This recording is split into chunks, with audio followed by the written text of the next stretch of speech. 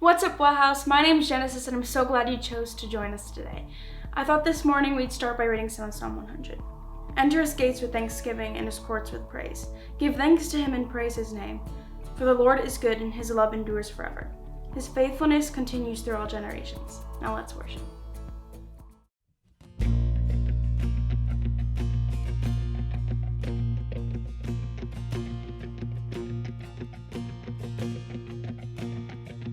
I raise a hallelujah in the presence of my enemies. I raise a hallelujah louder than the unbelief. I raise a hallelujah. My weapon is a melody. I raise a hallelujah. Heaven comes to fight for me. Oh, I'm gonna sing in the middle of the storm. Louder and louder, you're gonna hear my praises roar. Up from the ashes, hope will arise. Death is defeated, the King is alive.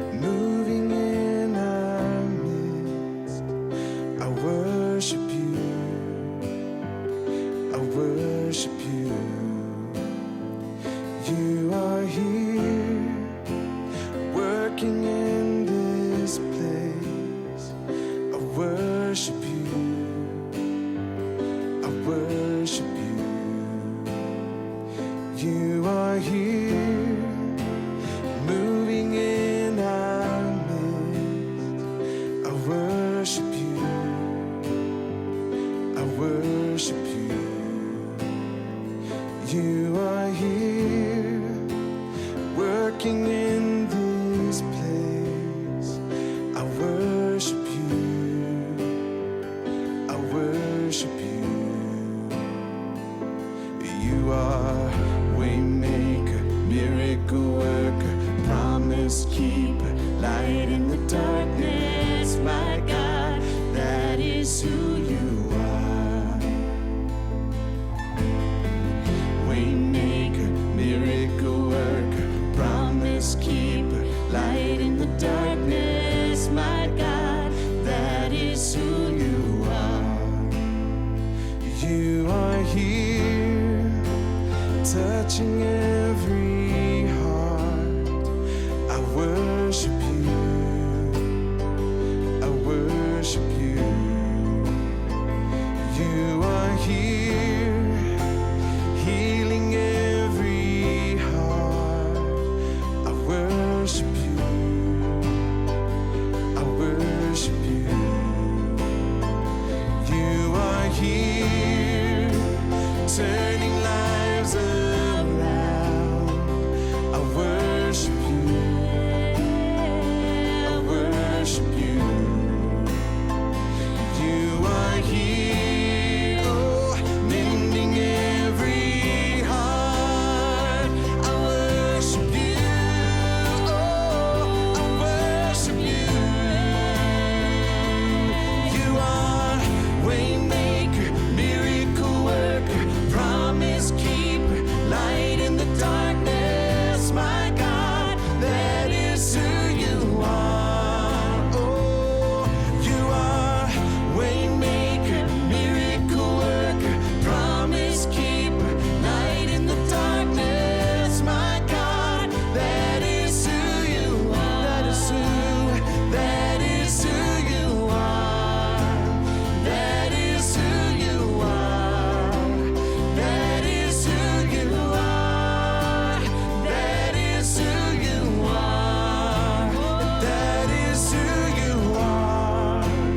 That is who you are.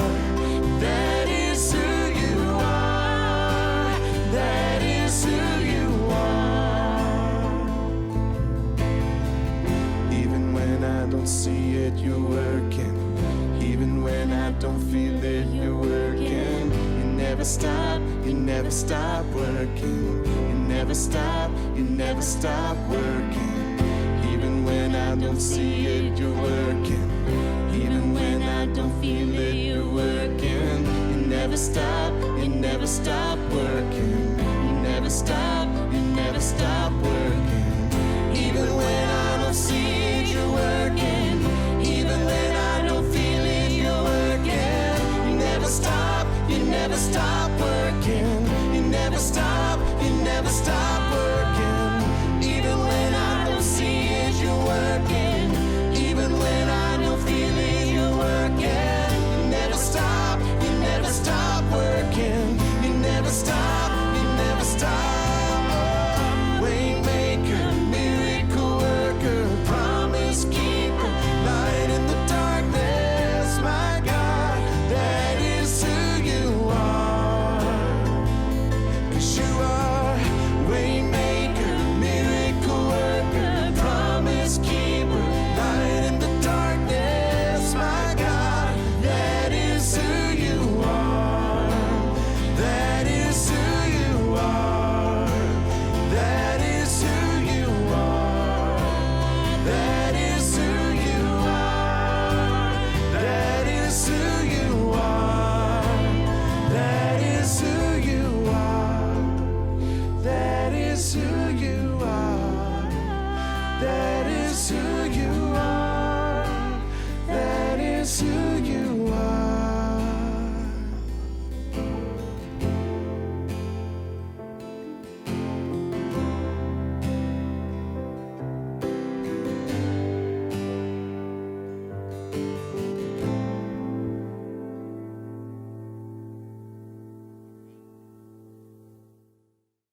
Hey, Hey, what's up, Wellhouse partners, friends, community, wherever you might be watching from today. We just want to welcome you to Wellhouse at Home, and we're excited that you're here, and we would love to connect with you in some way, and we'll give you some ways to do that at the end today. If you'd like to make a connection for the first time, or you'd like to reconnect, you'd like to know more about Jesus, you'd like to know more about Wellhouse or what we do in and for our community, we would love to have a conversation about all those things, and so we would love to connect with you later on this morning. But we're in a series called Life Hacks, and today we're going to shift gears a little bit, and we're going to talk, kind of have an anatomy lesson, if you will, and we're going to talk about one of the most powerful muscles in your body. I've been watching some competitive lifting over the last couple of weeks, and you go, really, you don't look like a bodybuilder. And so, well, when there's nothing else on TV, there's no sports. And so Sunday night we watch, The Last Dance with Jordan. And through the week, there's no baseball, there's no hockey, there's no basketball. You watch competitive lifting. And so there was something really interesting this last week. There was a world record that was set by a guy named Hafthor Bjornsson. And a lot of you may know him as the Mountain on Game of Thrones, but he is a competitive weightlifter, and he set the world record this last week. Now get this, he deadlifted 1,104 pounds. Guys, that's like a Prius. You heard it right, 1,104 pounds deadlift. But we're not going to talk about legs today. As powerful as those can be, we're going to talk about something smaller, but way, way, way more powerful. We're going to talk about the tongue today. And unlike leg day at the gym, where most of us probably need more leg days, this is probably a muscle that we actually need to work out less. And so James is going to walk us through some things today. See, the tongue is really interesting because it can be used in a lot of different ways. It can be used for some really, really good things, and it can be used for some really, really bad things. The tongue has the ability to make someone's day. What you say, you can see it on their face. You can say something and automatically there's a smile that comes to someone's face, but the tongue has a way of ruining someone's day too. You've had that moment where someone's walked into work and they just say something that doesn't stick well with you, and it kind of just sets the tone for the rest of the day. It just kind of can rain on or ruin a day. See, the tongue has a way of bringing laughter, but it can also bring someone to tears.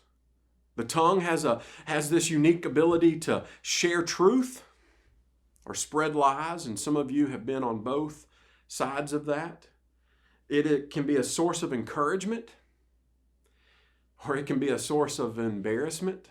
I remember several years ago when I was in student ministry, one of the things I always tried to pride myself on was making sure that I met all the guests that would come in and out of our student ministry at that time. And so you just want to make a good first impression. And I remember this couple that came in, and a lot of times a girlfriend will bring a boyfriend or vice versa or something like that. And so I just remember walking up, and it was my first time meeting these two, and they looked kind of the same age. And so I introduced myself to the girl, and she's like, "Hey, I'm Sarah." And I was like, "Oh, is this your boyfriend?" And she's like, "No, it's my twin brother." And it was just one of those, I couldn't reel it back in fast enough, and they didn't come back, and and it just kind of creates this embarrassing situation. You've had moments where you're going, "Oh, congratulations, are you no, like there's this source of embarrassment that can be created by our tongue, because the tongue is a powerful thing. See, it generates and it articulates words. And guys, I don't know how simple I can make kind of one of the bottom lines today. I'm going to use as few words as I can to tell you how powerful it is. And I'm going to use two words. Words matter. I want you to drive that into your mind this morning and drive that into your heart this morning, that words matter. I want you to take out your pen and write that really big on whatever you're writing, or write that at the top of James, that words matter. You're going to hear me say that over and over and over again. What you say and how you say it matters, because words matter. And part of the reason they matter is that they have the ability to change your story. See, words can change your trajectory. Words can do something in a relationship that causes that relationship to either go forward or backwards. Words have the ability to change your workspace. They have the ability to change recreational spaces. They have words, they have the ability to change your health. See, words are the springboard, or maybe it's the starting place or the beginning spot for life-altering changes. And you go, well, I mean, they're just words, right? No, how about this? See, the words, will you marry me? See, that changes the trajectory of someone's life. When those words are spoken, there is a directional change in someone's life. When you finally get to that special day and each part of the couple says, I do. 3 letters, 2 words, I do. Oh, there is suddenly a change in direction or trajectory. Those words come with a massive amount of commitment and a massive amount of responsibility. Little words like this, I'm sorry. See, again, those can take something that was potentially heading in a very, very, very negative direction and suddenly begin to steer that and change that into a different direction. How about someone who's not doing well, maybe at school, or maybe not performing well in a particular area of their life, and you walk up and you say, you've got this. You can do this. It changes them from continuing down a decline to what? A sudden change of incline, because now there's this sense of pride, there's this sense of worth, there's this sense of I can do this. Or how about this one? You think things are going well, and you can already see the will you marry me moment. You've already got the flowers picked out for the I do moment, and someone comes in and says, hey, I think we need a break. See, words have the ability to shape our direction, to change our story, to change our history. Our history is shaped by words. Our self-esteem is built and molded by words. Words like, I love you. Words like, I hate you. Words like, you're beautiful. Or words like, you're ugly. Words like, yeah, you can be anything you want. Or those dreaded words of, you'll never amount to anything. See, those are trajectory changers. Words matter in our lives. And see, all throughout history, there have been not just individuals or couples or tight-knit relationships that words have changed. Guys, we've changed the course of history, world history, and American history by the use of words. Let me give you a few that you might know. Listen to this one. fourscore and 7 years ago, our fathers brought forth on this continent a new nation, conceived in liberty and dedicated to the proposition that all men are created equal. A change in history. My fellow Americans, ask not what your country can do for you, but what you can do for your country. And my fellow citizens of the world, ask not what America will do for you, but what together we can do for the freedom of man. Those are game changers. Here's one. I have a dream that my 4 children will one day live in a nation where they will not be judged by the color of their skin, but by the content of their character. See, and when MLK uttered those words, it changed the trajectory towards civil rights in an entire nation. Oh, here's some words that changed the course of mankind. Let us make mankind in our image, in our likeness, so that they may rule over the fish in the sea and the birds of the sky, over the livestock and all the wild animals, and over all the creatures that move along the ground. See, when God spoke words, things changed. Things happened. Why? Because words matter. They are powerful. The tongue is powerful. It is powerful enough to set into motion things that change you and they change others. It changes communities and has the ability to change words. So they're not just words. In fact, there's no such thing as just words. You know, I sit with people often, and there are times that you feel the weight of a situation where you're sitting across the table or maybe sitting in someone's home, and you know that the words you're about to speak will be weighed, that they will be tested, that the words you speak in the next sentence will matter more than maybe words when you came through the door at first. Because the words you say surrounding someone's marriage that's falling apart will either articulate to them it's worth fighting for or it's not. See, those are not just words. You sit with people whose friendships and relationships are fragmented, or they're scared to death because they don't know if they're going to be able to get a job or make ends meet. And the words that come out of my mouth are going to be so important to that situation. They're not just words. And so you got to do whatever you can to carefully convey what it is in that moment that will either bring life or death, encouragement or embarrassment, good or bad. Now, for some of us, I bet right now, just a few minutes into this, there's already a weight or maybe this lump in your throat because you have been reminded negatively that words do matter, because I bet for some of us, there has been this wave of regret. For some of you, you're going, yeah, they do matter. In fact, I'm still feeling the effects. There are things in my life that I have said to certain people that still linger. And can I just pause in this and say that there's always grace to be found? And we're going to get to some of those things at the end, but there's grace to be found if this morning there's already this flood of regret based in surrounding words. But all of this that James is pointing us to is going to be saying words matter. So don't get in these places where they become these distractions and destructive things. So we've been using James for the last several weeks to give us what we've called life hacks. And these are just little moments. These are things that are implanted and if implemented into our lives, make life easier. They're biblical principles that introduce and point us toward practical things that when inserted and acted upon in our lives, things just get a little bit easier. And so today he's going to speak about what we speak about. He's going to talk about words. And so he's going to use a verse in chapter 1 that's going to shed light to the larger context of where we're going today. But in chapter 1, he lays the groundwork for what he's going to come back in chapter 3 and really kind of open up with some examples. And here's what he says. He says, my dear brothers and sisters, take note of this.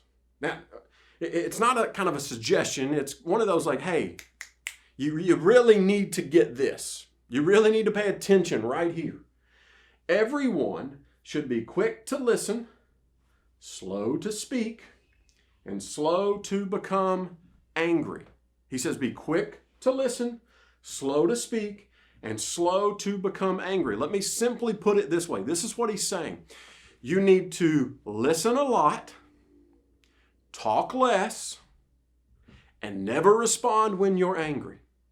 He's laying a baseline for the way we communicate with people, the way we should navigate when using our tongue. He says, here's the baseline. Listen a lot, speak less, and don't respond when you're angry. On the onset of anger, just take a break, step back for a second. And here's why. He's going to set up 3 metaphors in James chapter 3, 3 examples that's going to show us what he's talking about. Now, before we get into those, 2 of these are going to be directional, and 1 is going to be a warning of destruction. So he's going to give us 2 directional things, and then he's going to give us kind of this warning. And here's what he says. He says, starting in verse 3, he says, when we put bits into the mouths of horses to make them obey us, we can turn the whole animal. Or take ships as an example. Although they are so large and they can be driven by strong winds, they are steered by a very small rudder wherever the pilot wants them to go. Then he says, likewise, the tongue is a small part of the body, but it makes a great boast. Consider what a great forest is set on fire by a small spark. The tongue also is a fire. A world of evil among the parts of the body. It corrupts the whole body, sets the whole course of one's life on fire, and is itself set on fire by hell. Here's what he says. He says, there are 2 things that are directional. These small things with massive impacts, with massive power. He says, it's like a bit. You know, I looked and kind of held a bit this last week, and I went over to Tractor Supply and I said, "Can I see a bit?"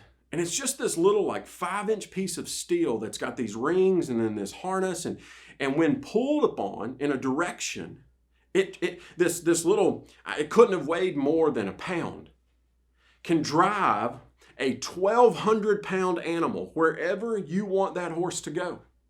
He says in the same way, like a ship, this big ship, I saw it on a small scale a couple of weekends ago. We went kayaking, and a friend of mine has this big, super rigged out kayak, and it's 13, 14 feet, but on a small scale, I watched this. He inserted into the water this little 4-inch by 8-inch piece of metal that was on a string, and with a tug of the string, he could change the direction, even against current. He could change the direction of where he wanted to go. Meanwhile, I'm having to paddle for dear life to get where I need to go, and he uses this little thin strip of metal, a rudder on the back, to change where he wants to go. And so James is saying, listen, your tongue is like the steering wheel of life. Where your tongue drives you, where your tongue goes, your life is going to follow. He says, so take note, because your tongue can be directional. And so it will take you down roads you either want to go or don't want to go. It will take you down good roads or bad roads. He says, but it is a powerful, powerful responsibility to make sure you use your tongue appropriately and positively. And then the third one that he talks about, he says, let me give you a warning, because the tongue can be not just directional, the tongue can be destructive in nature. I don't know about you guys, but I love fire. I have ever since I was a kid. And so my grandmother, I'd always find these book of matches. And my mom would have to really kind of take note, because I would just go and burn things. But I love how just the strike of a small little stick has the ability to create all sorts of things. And so we would use these in light fireworks and, a bonfire at night. And my mom would always warn me. She would say, listen, be careful, because this can get out of control really, really quick. And I remember getting a phone call years ago when I was in student ministry. A kid named Jamie called me. Man, he is just hysterical. He is in a straight panic. And Jamie lived about, a quarter mile, 3 or 4 streets over from my office at that time. And I'm like, hey, whoa, restart. He's just sobbing, and he goes, you got to get over here, And so I was like, okay, man, I'm on my way. So I jump in my truck and I head over to Jamie's house. And when I get there, I knew something bad had happened, because in the back of his house, I can see smoke. And so I was like, hey, man, what's going on? And there was neighbors that were out there at this point. And he said, all I did was light a bottle rocket, and it went into the garage, and I don't know what to do. And I said, okay, have we called 911? Yes, we've done that. I said, did you call your dad? Yes, but he's an hour away. And I was like, okay. I said, let's get away from the house. Let's stand here. And I sat on a hillside, and in a matter of minutes, I watched Jamie's house go from some smoke to an absolute roaring blaze. And it was the saddest thing. I sat there, and Jamie just cried. He was afraid he was going to be in trouble, but he was more concerned with watching his stuff go up in flames. And I remember sitting there embracing Jamie and him just sobbing as we watched flames engulf everything that Jamie and his family owned. See, it started with a match that lit a fuse of a bottle rocket and went into his garage, and the next thing you know, his house is engulfed in flames. It can be destructive by a small spark, James says. James says, listen, your tongue, if not controlled, has the ability to set fires that your life cannot extinguish. He says, if you don't learn to control your tongue, if not careful, you will set fires that your life will have a difficult time extinguishing it. He says, you will say things and can say things that will get out of your control very, very quickly. and it will be furious in an instant, and it will be hard to recover. So be careful. Take note, my brothers and sisters, to how you use your tongue, because see, the tongue, I've seen it happen. You've seen it happen. Maybe you've been a part of it happening. Your tongue can burn down relationships. Your tongue can burn up your marriage. Your tongue can burn up your relationship with your kids that destroys your influence with them, or vice versa. Your tongue can burn down your business. How many businesses have we been in throughout the years where some person that represented that business was rude, said something rude, and we walk out and go, I'll never go back there. It burns things down if not carefully, and it will destroy you, and it will destroy everyone around you if not controlled, James says. And these effects can last weeks or months or years or decades. And James warns us. He says, listen, a small spoken spark can turn into a forest fire quickly. So learn to control your tongue. And here's why. Here's the bottom line for the morning. Once words leave your mouth, they are uncontainable and uncontrollable. Once they exit, they are uncontainable. You can't grab them and put them back in. And they are uncontrollable. They will go wherever they want to go, whether you like it or not. See, your words will light a match that lights a fuse, that ignites an explosion that will be out of your control. It will decide where it wants to go at that point. And so James says, listen, learn to bite your tongue. You know, it's amazing that there's really kind of two layers that God put there. He gave us our lips and then our teeth and then our tongue. And I think there's two layers there so that it has to get through two things before they come out. And he says, listen, guard this. Now, I'm not sure we always get this. I know this seems easy this morning, but I'm not sure that we always get this. And here's how I think, and maybe why I think we don't always get this, and I'm guilty of this, because we continue to say things like this. I call a friend of mine because my wife and I have just had a little spat. And he goes, well, what'd you do? And all I say, and here's why I think that we don't fully get this. I respond to my friend, well, all I said was blank. All I said was I didn't think the pants looked good. All I said was that's not my favorite dress. And then all of a sudden that was interpreted, that was received as, oh, well, you think I'm this, or you don't think I'm this, or you don't think, and I'm like, well, I didn't say that. All I said was this. And words matter. Things get set afire, and then we act shocked when people respond the way they do because we didn't calculate our words. And so let me say it again, words matter. I love what the proverb writer, he uses two words that I used earlier, but I want to really kind of tie this to Scripture. I love this. He says that the tongue, what you say, has the power of life and or death. And those who love it, meaning those that treat it with the power to bring life, he says, will eat of its fruit. But also those who do this, who choose to bring death, guess what? You're going to eat of that fruit as well. He says it is life or death. So there you have it. There you have what James presents about this little small piece of our anatomy that is arguably the most powerful thing we have in our body. So the question really is this: what will we do with it?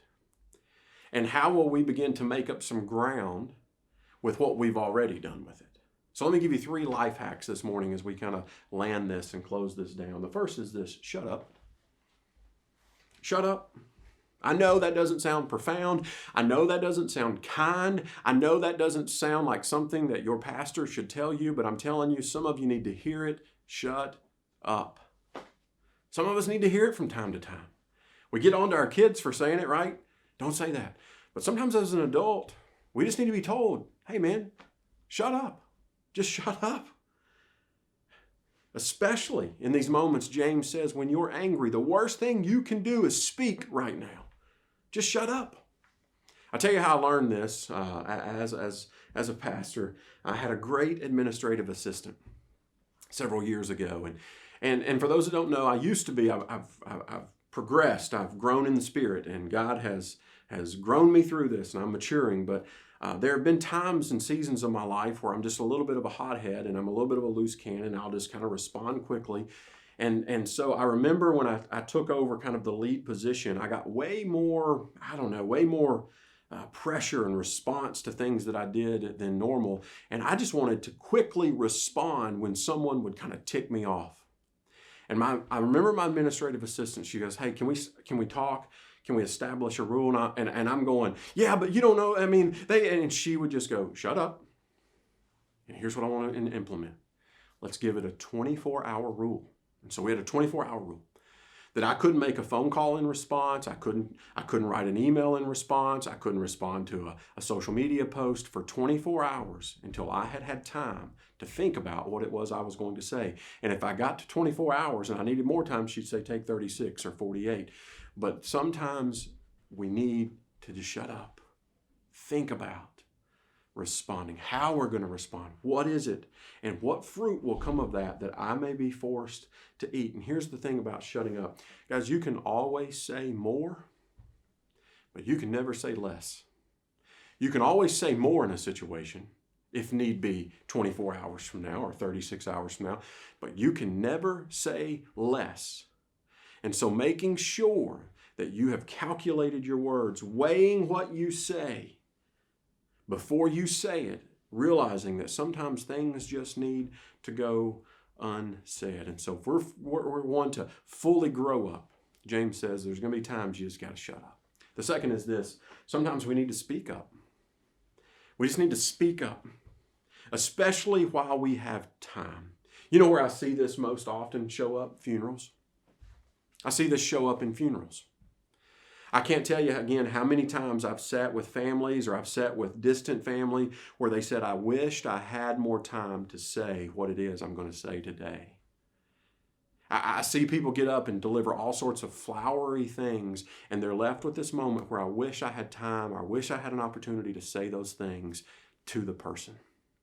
And James says sometimes you just got to speak up when you have an opportunity. You got to speak up in these moments. You got to speak up and tell people, "You know what? I'm going to pour good things over you with my tongue. I'm going to pour good things into your life. I'm going to pour into people's lives by speaking up and speaking good things over you." So I'll encourage you. Tell somebody this week, "You know what? I'm going to speak up and I'm going to tell you I love you. I'm going to tell you I've missed you. I'm going to tell you how great you are. I'm going to tell you how thankful I am that you're in my life."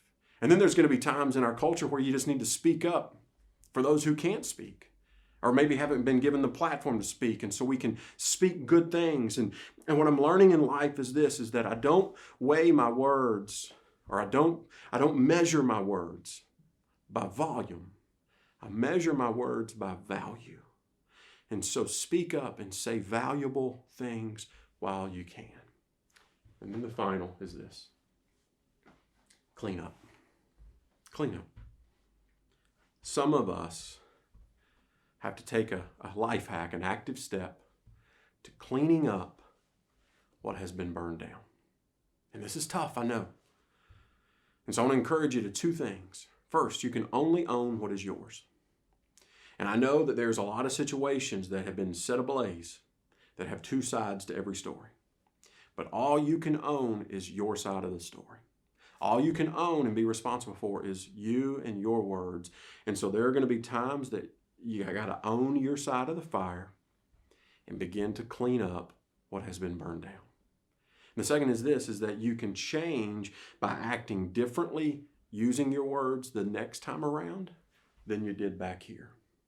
You look back at the rubble, you look back at the ashes and go, "I don't want to go back there." So I'm going to own my side. I'm going to use those little words we talked about earlier. I'm sorry. I love you. And we're going to begin to clean up some of the things that we've burned up. Things that we were responsible for lighting the fuse of. So there you have it. Our life hacks this week is some of us need to shut up. Some of us need to speak up. And some of us have the hard work of cleaning up. But I want you to know, your words matter. They matter. They matter to you. They matter to those around you. And they will matter to those who are closest to you and those who will enter into your circle and cross your paths. Words matter. Proverb writer says they either bring life or they bring death. So I want to encourage you this week to choose your words carefully. Let's pray. Father, this morning I'm so grateful that we have these really plain moments from you through Scripture. I love that James is just so plain. He just throws it out there. He says, listen, he says, make sure that you don't set fires that your life can't extinguish. I love that James just says, listen more and speak less and shut up when you need to.